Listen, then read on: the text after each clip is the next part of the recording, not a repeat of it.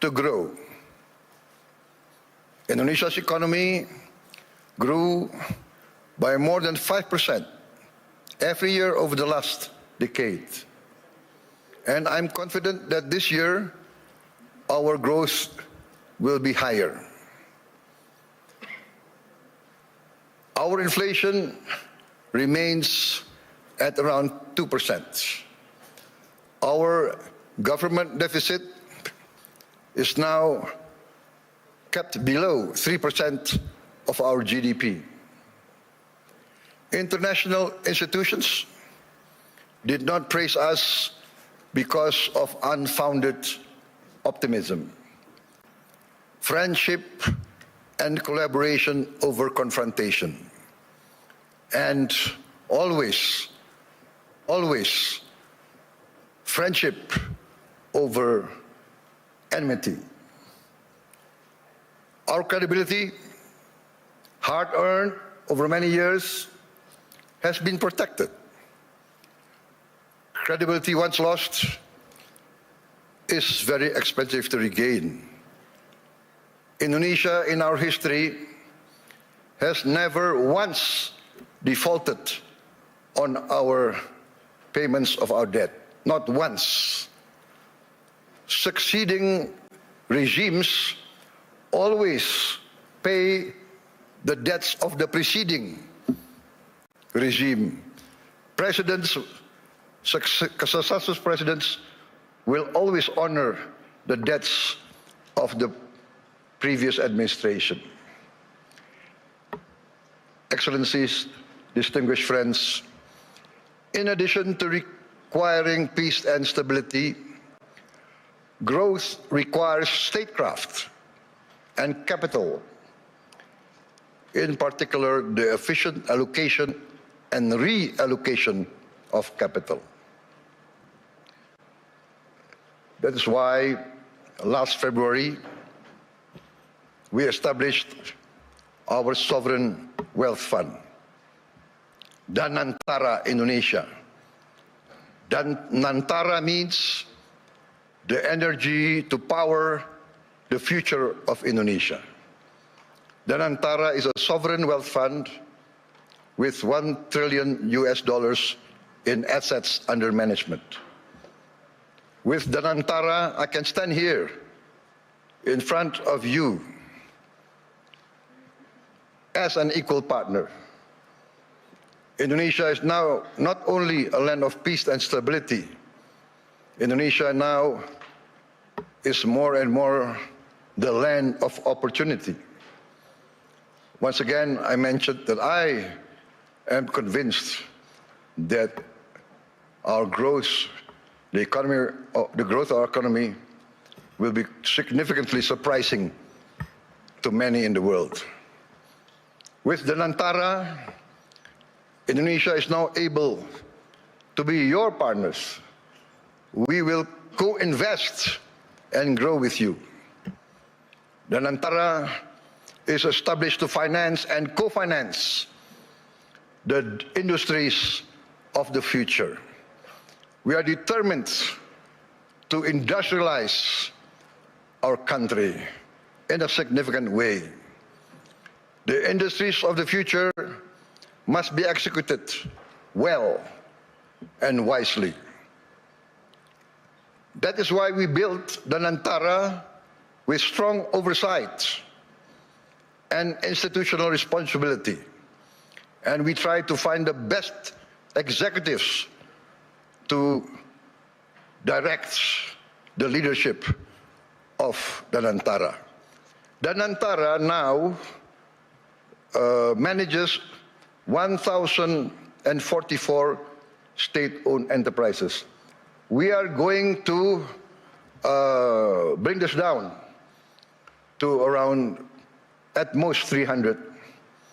We will rationalize, we will get rid of inefficiency. We want the best governance and the best management under international standards. I have allowed Danantara to recruit expatriates, foreign citizens, to be able to lead these companies. We want the best brains and the best minds in the world. This is, in fact, how we run Indonesia now. From our social programs to our efforts to downstream our natural resources, to our efforts to reach self-sufficiency in food and energy. All are now accompanied by strong oversight and capable leaders. In the first 2 months of my administration, we carried out a vigorous efficiency program. We saved $18 billion by stopping inefficient and dubious programs from our budget and redirected these funds to projects that directly improve livelihoods and impact all of society. As a result, on January 6, 2025, we started our free nutritious meals program for pregnant and lactating mothers, infants, and all Indonesian children. On our first day, we started with 190 kitchens, serving 570,000 people per day. 570,000 meals per day. Today, in 1 year, we have achieved 21,102 kitchens serving nationwide.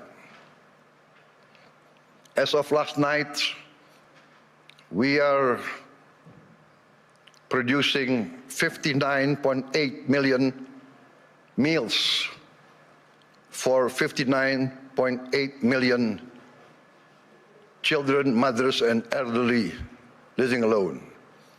They receive these meals every day. To put this into context, in about a month's time, we will surpass McDonald's, 68 million meals a day.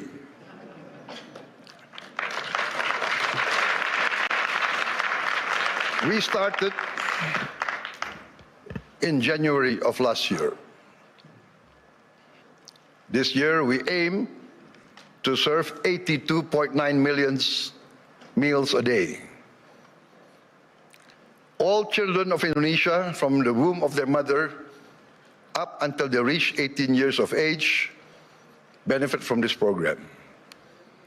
For pregnant and lactating mothers, we deliver the meal daily to their home.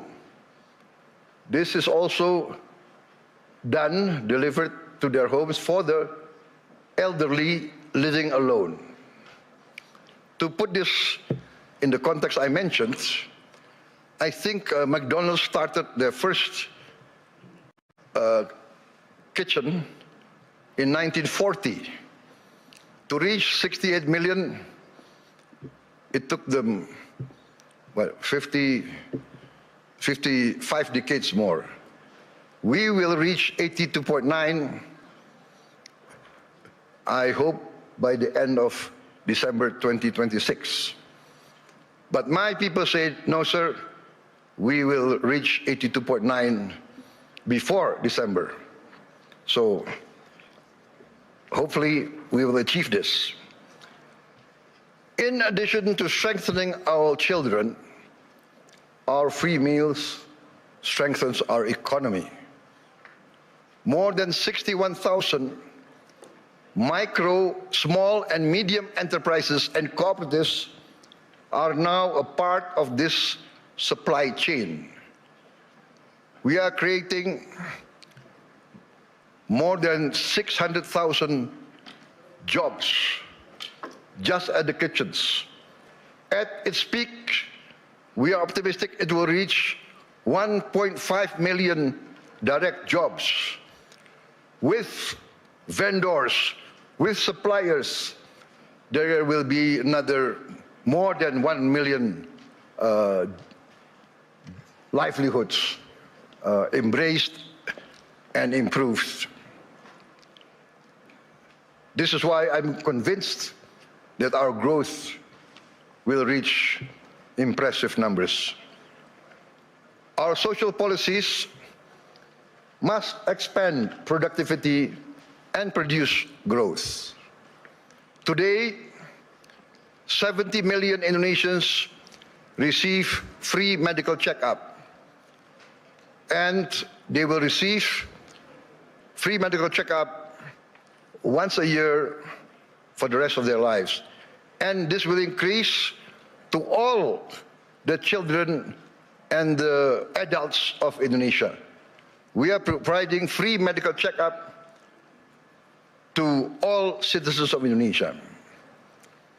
This is not a populist program. This is a rational program to save money. By detecting illness, disease at an early stage, we will save much more in the long term in treatment. This actually is a productivity improvement program.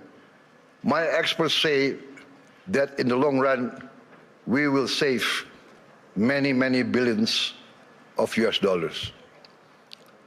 Last year, for instance, we renovated 16,140 schools.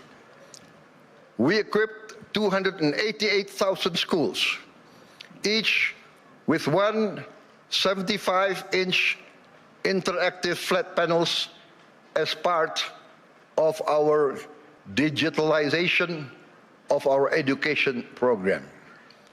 Next year, in this coming year, 2026, we will add another 1 million of these interactive smart panels so that every school will have at least 3 to 4 classrooms with these panels. And we hope within 3 years, all the schools of Indonesia will have at least 6 classrooms with digital interactive panels. That means that I, for instance, in Jakarta, I can drop in on any school of Indonesia and I can see the quality of teaching of the teachers. I can see the reaction of the children. And in the first weeks, we see the enthusiasm of the children, the enthusiasm of the teachers, of the villagers.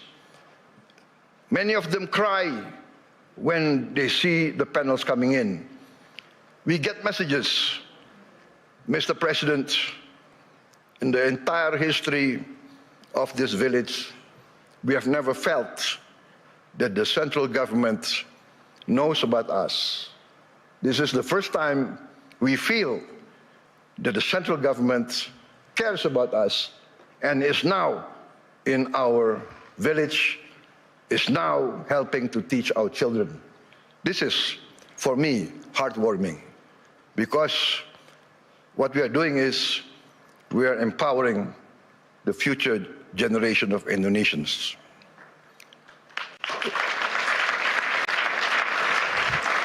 Why does this matter to global investors gathering here at the World Economic Forum? Because I am of the conviction that human capital determines long-term growth, long-term returns.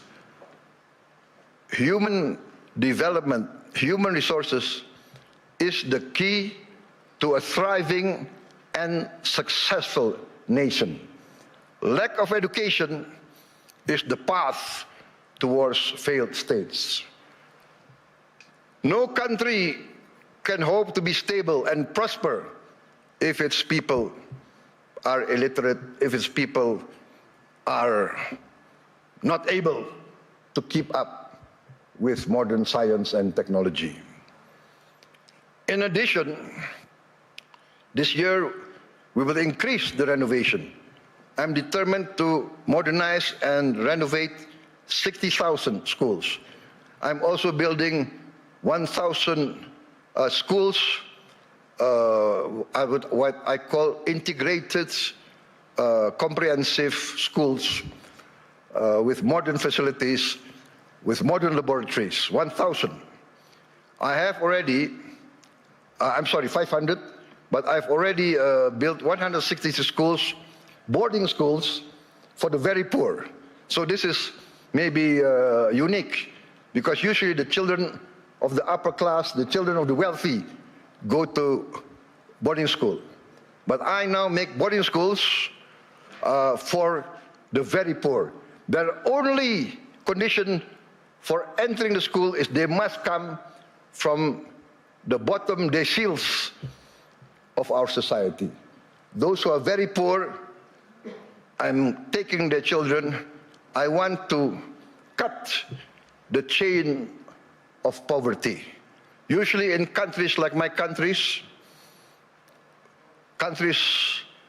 of the global south, countries of the third world, countries coming out of hundreds of years of colonialism, usually the son of a poor peasant will be a poor peasant. The son of a garbage collector will be a garbage collector. The son of a street hawker will be a street hawker. The son of a day laborer in the harbor will also be a day laborer in the harbor. This is what we call in the global south the circle of poverty. I'm determined to break the circle. I'm determined that the son of the poorest should not be poor. They must be given equal opportunity. And that's why I've already built 166, and I will build total 500 of these boarding schools. And another 500 not boarding schools, but centers of excellence to boost the other children who are brighter. Also, I've started 20 new boarding schools for the academically gifted.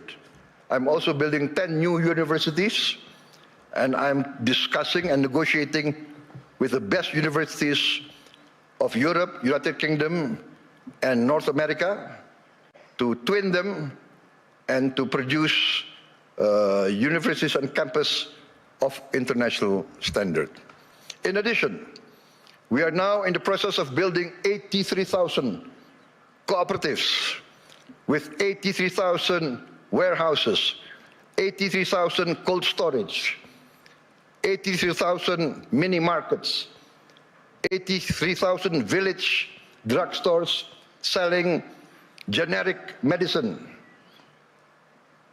and all subsidized goods direct to the villagers without intervention from too many middlemen. We are also going to modernize what we call the new fishing villages. We will build at least 1,000 this year, but we actually want to allocate funds for 5,000 villages. Each village will have 2,000 fishermen. We hope to impact 10 million fishermen with their wives and their children. This will impact at least 40 million Indonesians. We have started a pilot project in Biak, in Papua, and the result is very heartening. The average increase in their livelihood is 60% increase in their annual livelihood. Why? Because before, to get ice was impossible for them. There was no ice-making factory near their villages. To get diesel very far, we will build diesel stations, in every village. They will have access very easy. Ladies and gentlemen, Let me say this clearly.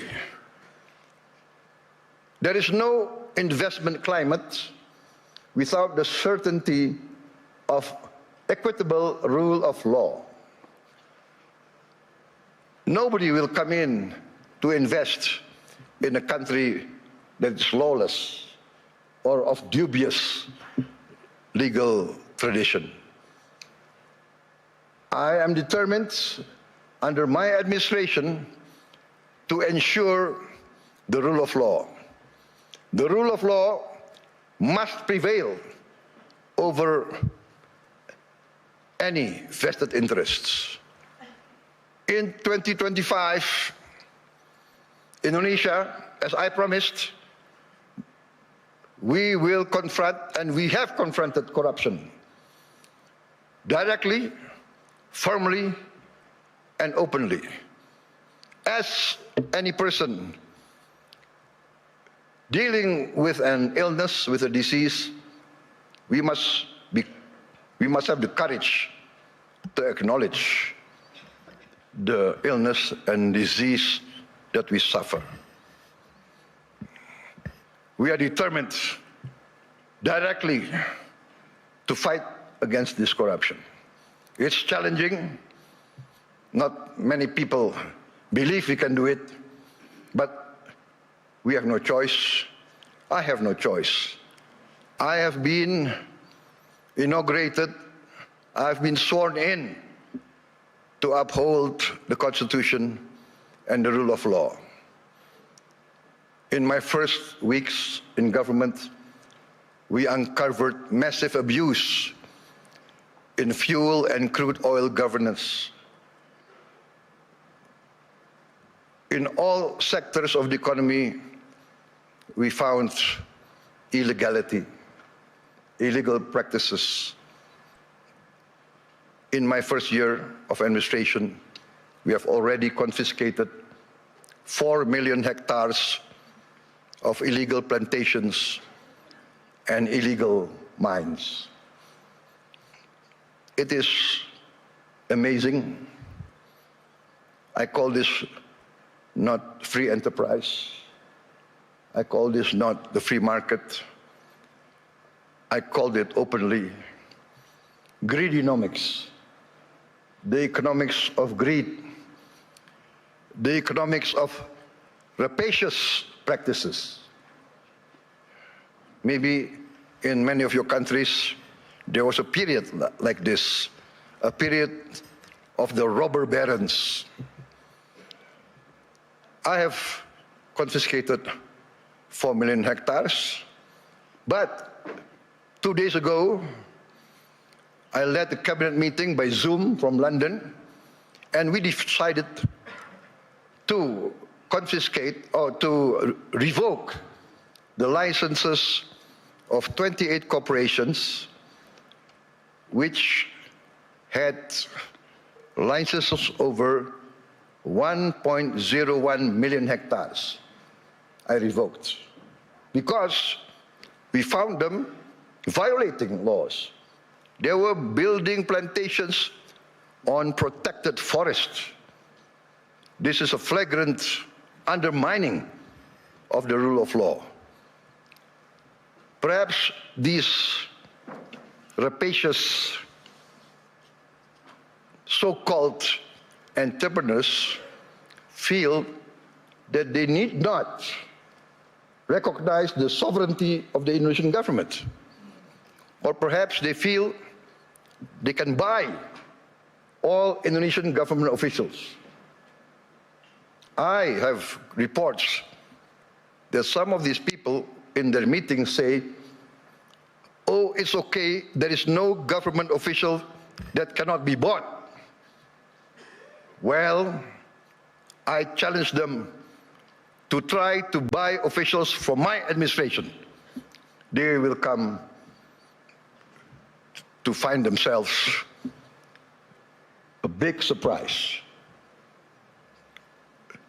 Combined with the 4 million hectares of illegal plantations already confiscated, we have, in fact, enacted the boldest, the most daring forest law enforcement effort in the history of Indonesia.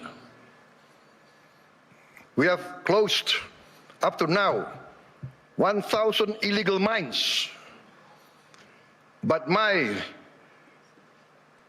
staff, my people report to me, sir, there is at least another 1,000 or more. There could be as many as 666 corporations that violate the law. So I say, what can we do? We can only have the courage to enforce the law. There can be no compromise. There can be no turning back. My people demand this, and we are determined to serve our people in honesty. We are determined, I am determined to uphold my oath, defend the Constitution of my country, enforce the law of the land. You might not have heard our story because we are people who do not like to be flamboyant. We are low-key. We tend to be below the radar. But we are very determined in our effort to keep up with the rest of the world. You might not have heard this story, but extreme poverty in Indonesia fell to its lowest level in history. I'm determined in the next 4 years we will eradicate extreme poverty and we will bring down poverty as a whole. That is my mission in my life.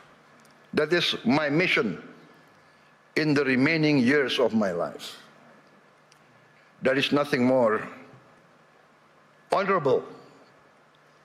There is nothing more satisfying than bringing down poverty and bringing down, eradicating hunger.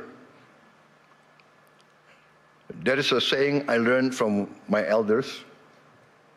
One of my elders, very wise man, very honest political leader, he told me, Prabowo,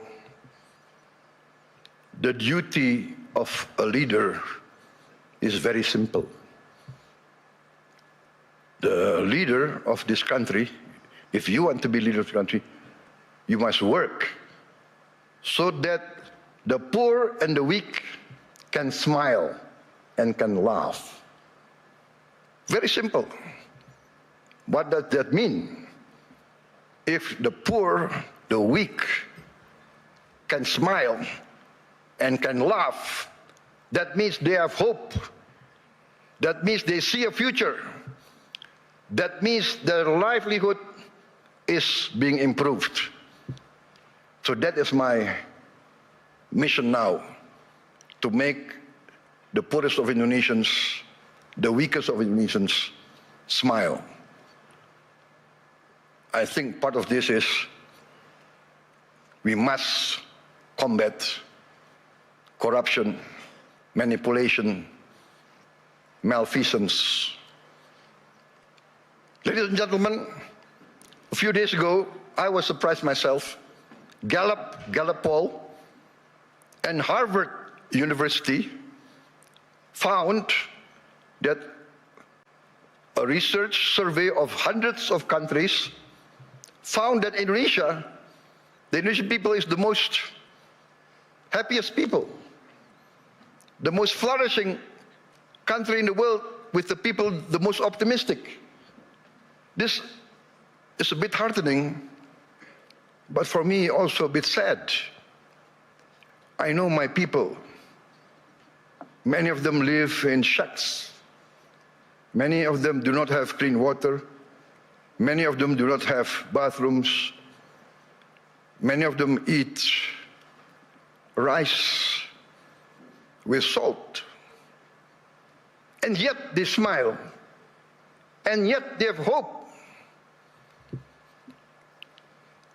We also achieved self-sufficiency in rice. The first time in many, many years, our rice production is the highest in the history of Indonesia. I gave a target to be self-sufficient in 4 years. I gave a target to my team. They did it within 1 year.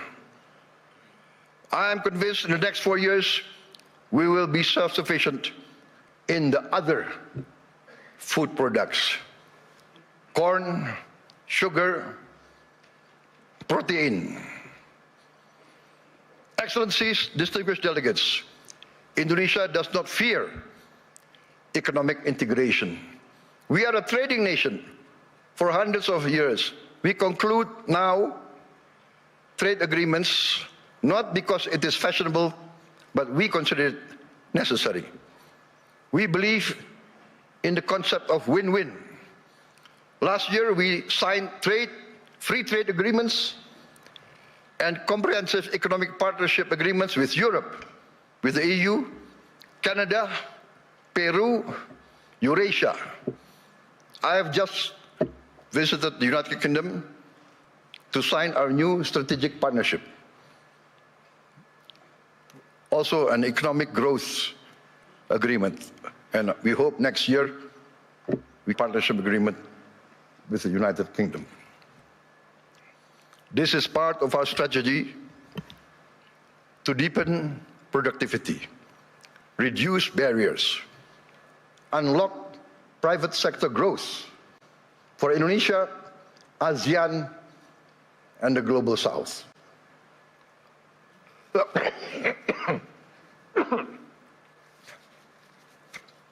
Excuse me.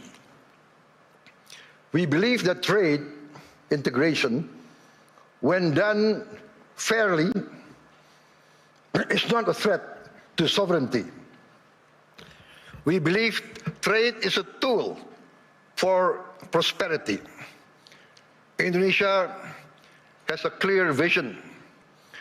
We are determined to become a modern country. We are determined to become a modern country, integrated with the global economy, providing quality of life for its citizens, living free of poverty and hunger. But we understand very well this cannot be achieved by slogans alone. It requires determination, good governance, clean government, free of corruption and malfeasance. And in the end, we must have efficient public administration. We must also enact a new culture in our bureaucracy.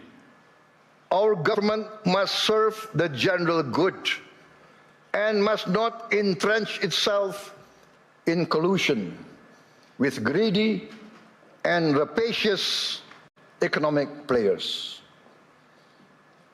Achieving our mission also requires smart investment in infrastructure, simplifying rules and regulations, getting rid of too much red tape, and of course, significant investment in health and education.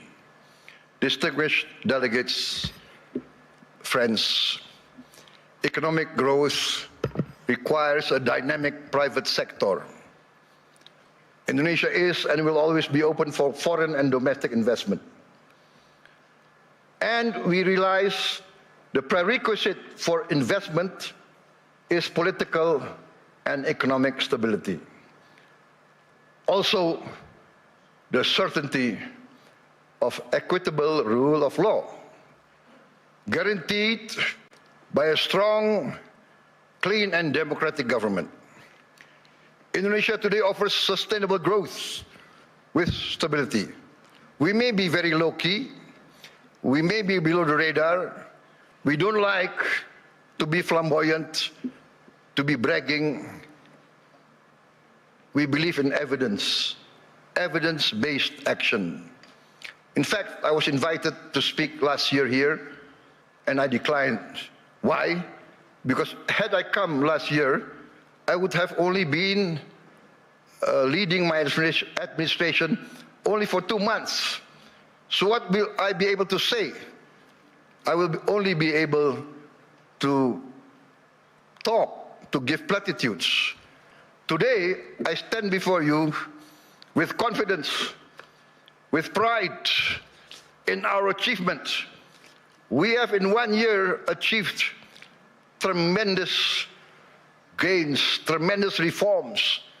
We have wiped away hundreds and hundreds of regulations that do not make sense, regulations that hinder fairness, that create the culture of corruption. Hundreds of regulations we have wiped out in 1 year.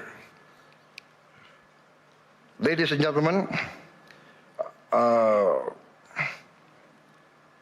peace and stability is a long and arduous program.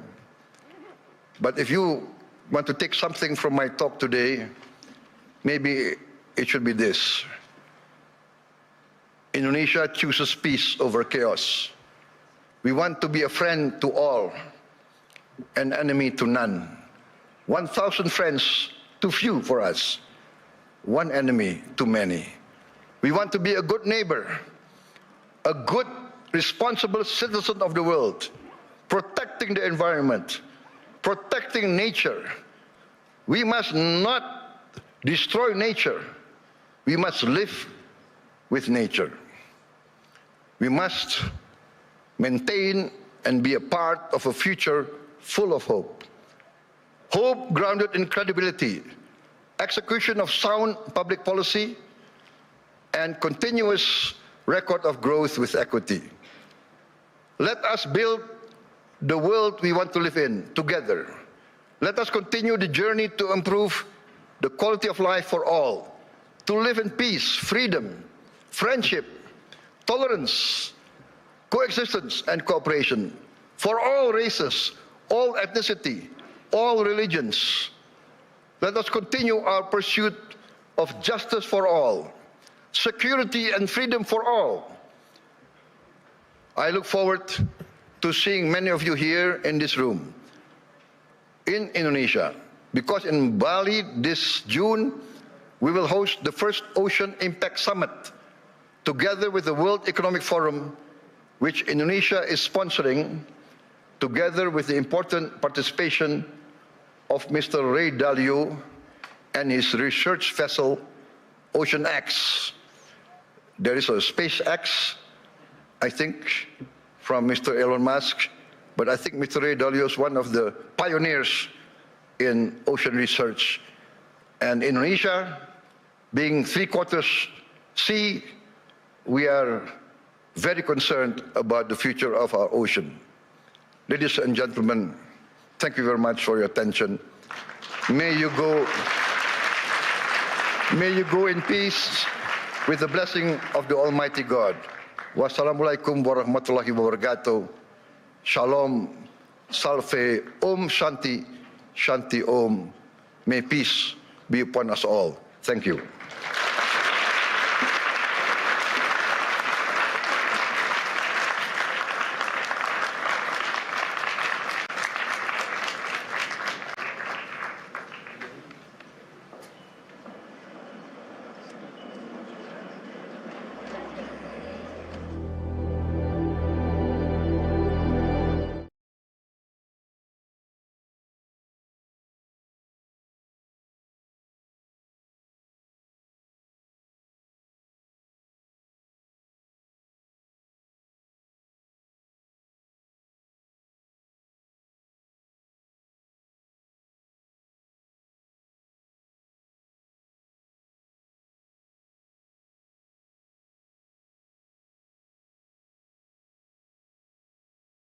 Hanya bisa meningkatkan kesejahteraan masyarakat melalui program MBG yang sejak Januari tahun lalu sudah memberikan jutaan makanan bergizi gratis untuk anak-anak di Indonesia dan juga sudah membuka lapangan pekerjaan. Dan demikian breaking news tvOne. Saya Prita Zega undur diri. Terima kasih. Sampai jumpa.